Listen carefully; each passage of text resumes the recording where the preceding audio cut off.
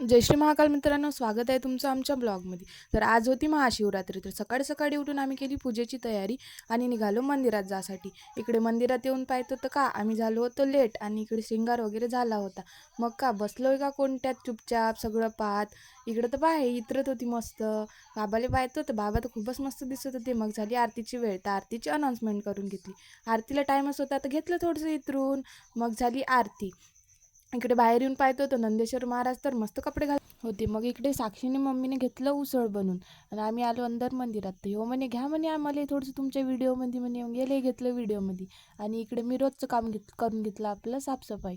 इकडे झेंडा दिसला तर झेंडा घेतला मग थोडासा फिरून. मग इकडे सगळ्याच्या पहिले संघटनेचे अध्यक्ष लागले आपल्या कामी. मग निघाली बाबाची बारात. तर हे आजी म्हणे मला बी घ्या तुमच्या व्हिडिओमध्ये, मस्त नाचत होती.